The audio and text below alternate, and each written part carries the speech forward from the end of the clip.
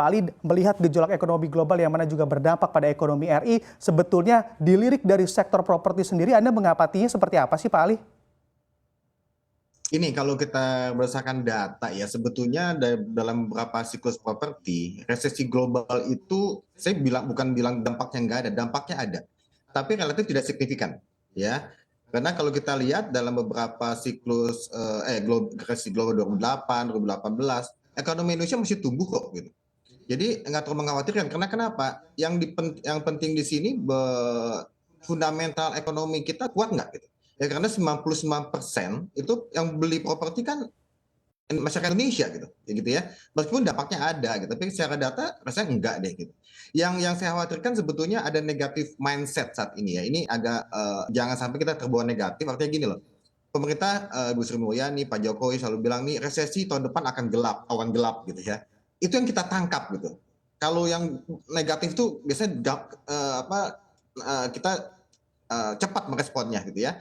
Tapi sebetulnya ada kelanjutannya kan. Tapi, nah Indonesia itu relatif aman dan perekonomian Indonesia itu sedang bercahaya. Nah itu kadang-kadang itu yang dilupakan positifnya. Kita selalu merespon negatif itu cepat gitu ya. Jadi kalau kita lihat dari fundamental nasional kita masih cukup bagus malah ya. Inflasi memang agak kenaikan tapi relatif masih terjaga. Pertumbuhan kita malah kita termasuk 3 negara yang mungkin pertumbuhannya cukup bagus ya di Asia Pasifik, bukan di Asia Pasifik, ini di dunia internasional. Kemudian kita masuk juga dalam 7 negara yang PDB-nya tertinggi. Gitu ya. Jadi sebetulnya kita jangan terlalu khawatir lah gitu loh Mas Bram. Nah ini juga Oke, kan baik. isunya kan ya, ini kan tema kita lampu kuning ya. Saya lebih bicara gitu ke teman-teman semua. Ini lampu kuning pun sebenarnya nggak masalah loh. Ini masalahnya lampu kuning mau ke lampu merah atau ke lampu hijau. Saya bilang ini ke lampu hijau gitu. Ya, jadi lampu kuning itu nggak terlalu masalah gitu.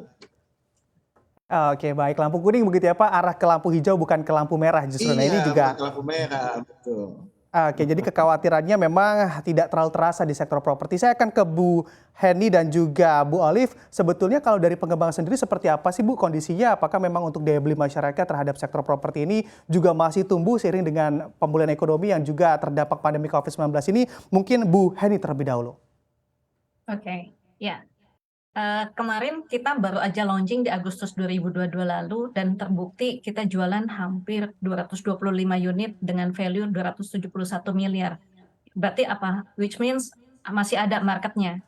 Dan sekilas data dari Disduk Capil per Juni 2022 lalu, penduduk Indonesia sudah lebih dari 275 juta jiwa. Dan dengan usia produktif yang 15 sampai 64 tahun itu ada di 190 juta jiwa atau di sekitar 69%. Artinya apa? Pertumbuhan penduduk ini adalah demand buat kami. Dan pasti mereka akan butuh, ya tadi ya, either dia mau akan menikah, atau punya anak lagi, atau butuh rumah yang lebih besar, ataupun butuh bisnis. Ini akan menjadi trigger kami market dengan pertumbuhan penduduk yang tetap ada. Dan tadi ya, dalam 6 bulan terakhir itu naik sekitar 0,54%. Gitu Pak. Mas Bram. Oke. Oke, berarti masih ada pertumbuhan begitu ya dari sisi penjualan Bu Henny. Kalau di Anda sendiri Betul. Bu Olive di Metropolitan Land seperti apa sih kondisinya Bu? Kalau secara overall kita lihat memang tergantung launching ya. Kalau kita pada saat sekitar akhir Agustus kita ada launching juga sama seperti yang terjadi ya. Seperti Ibu Henny bilang, kita launching di salah satu proyek kita yang kita ada JO, itu dalam penjualan itu langsung juga terjual, kita menghasilkan marketing sales lebih dari 400 miliar. Jadi sebetulnya pada saat produknya tepat, terus kemudian memang sesuai dengan target marketnya, saya pikir memang masih ada demand itu. Nah kalau saya sih sepakat dengan kata-katanya Pak Ali tadi mengenai lampu kuning ya. Saya pikir ketika kita ngomong kuning itu kan bukan berarti otomatis merah ya, kita hati-hati.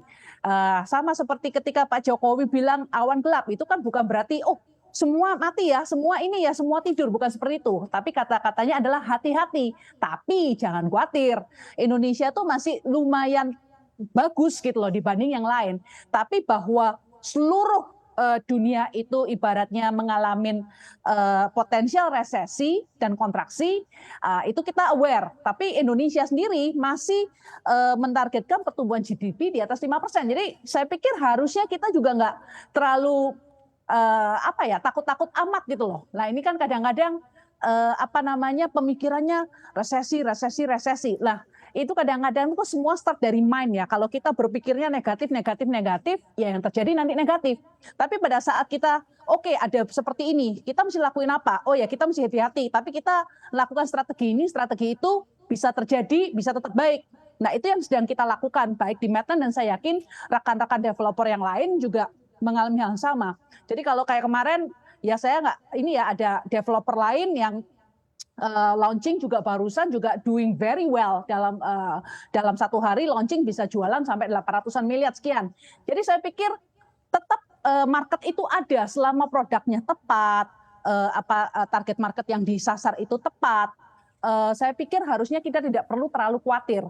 Cuman mungkin kalau saya dari pihak developer tetap berharap support. Tadi kan kata-kata hati-hati terhadap tahun depan. Kalau hati-hati berarti kan kita harus mempunyai strategi. Berarti kita mesti membutuhkan support dari government, karena kan dari Pak Jokowi sendiri bilang hati-hati. Nah mungkin salah satu hal yang mungkin bisa cukup membantu kita adalah perpanjangan daripada free PPN DTP yang terjadi tahun kemarin dan di awal tahun ini. Saya pikir itu cukup membantu ya. Mungkin bukan hanya Medland, tapi mungkin banyak juga daripada developer-developer lain yang menunggu kebijakan itu apakah bisa dilakukan, diberikan lagi gitu. Kalau memang kita masih mengharapkan pertumbuhan ekonomi di tahun 2023, dan padahal kata-katanya hati-hati, berarti kan ada sesuatu yang harus dilakukan developer dan ada sesuatu yang harus dilakukan oleh government. Nah, kalau kita berharap dari sisi government adalah PPN DTP itu bisa diperpanjang, karena itu akan cukup membantu dalam hal affordability daripada harga. Oke, baik. Bu Olive, apakah memang untuk insentif terkait LTV juga bisa dikatakan kurang mempan begitu? Karena juga Anda melihat sebetulnya PPN DTP lebih memungkinkan untuk memberikan efektivitas terkait penjualan dan juga dari sisi demand di sektor perumahan. Ya, kalau kita ngomong dari sisi LTV, kita boleh lihat ya, ini kan berpengaruh dengan KPR. KPR berpengaruh dengan cicilan bulanan. Pada saat DP itu semakin kecil, yang namanya cicilan bulanan semakin besar. Nah, terus kemudian yang terjadi juga komitmen terhadap pembelian itu sendiri. Pada saat di situ ada DP, kalau misalnya mereka duit sudah masuk ke situ, sudah ada nilai investasi di situ, mereka berpikir 2 kali untuk membatalkan dengan mudah. Tapi kalau misalnya mereka itu sudah ada DP, satu, mereka sudah ada emotional attachment. Kedua, cicilan bulanan mereka juga akan masih lebih affordable dibandingin kalau semua dibuang dengan dengan LTV itu misalnya 100%, jadi 0 DP, cicilan itu jadi semakin besar. Jadi semakin mungkin nggak affordable buat sebagian masyarakat, terutama yang rely on KPR. Nah, itu yang kita lihat bahwa efektivitas daripada LTV ini, kebijakan LTV itu tidak terlalu bermanfaat besar ya bagi pengembang gitu. Tapi kalau yang PPN DTP itu kan seperti quote unquote langsung diskon. Ibaratnya buat konsumen ya, buat end user itu langsung diskon yang langsung mereka terima. Jadi itu langsung berpengaruh sekali terhadap harga akhirnya lebih affordable. Berarti cicilan saya lebih affordable. Nah, itu yang memang benar-benar langsung dirasakan ya oleh konsumen end user kita.